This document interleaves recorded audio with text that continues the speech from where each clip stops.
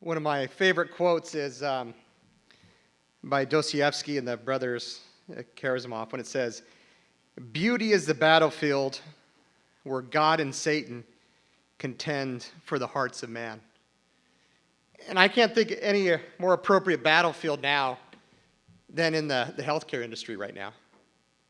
You know, and just look at a couple of these things here well, before I get into that, I just want to say how grateful I am for Molly here and to be a part of the battlefield here for the fight for life here in Ohio, and especially being a sponsor of the media and radio program. I always enjoy being on the show with you, Molly. But I just want to share a quick story.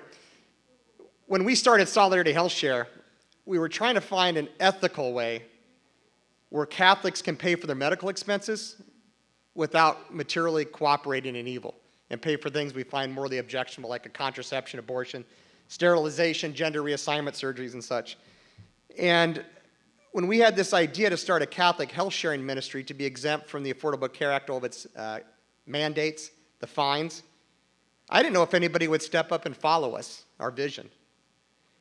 And then I remember being on Molly's show one time, and I said, Molly, this is working.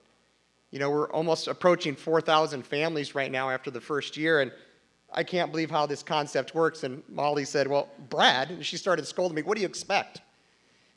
When you follow Jesus Christ and his church and the principles, you're going to be blessed with that. So I just wanted to say, I still tell that story because I just appreciate that encouragement, number one. But the second thing, what we have to look at is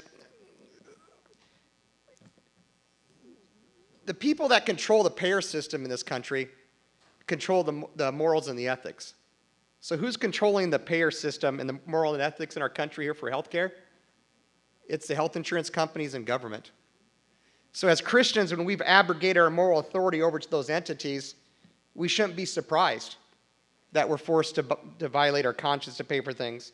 I remember when Paul VI wrote, I don't remember when he wrote it, but I was born that year, so it means I turned 50 this year. Kind of frightening. But when he wrote in Humanae Vitae, I was floored. You know, what's Paul VI? Is he lost his mind when I read this encyclical that the government is going to force individuals to pay for contraception? And then when the Affordable Care Act says, like, wow, look at the great wisdom and blessing Paul VI was to the church.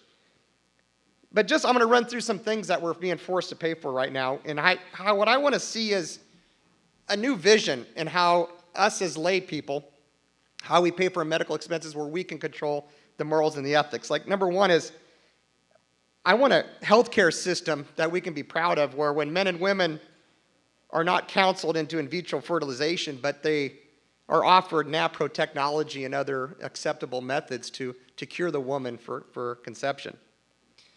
And I also want a place where women are not pushed and compelled to abort their child, but encouraged to keep and help the baby. Wouldn't that be refreshing for once? Yeah.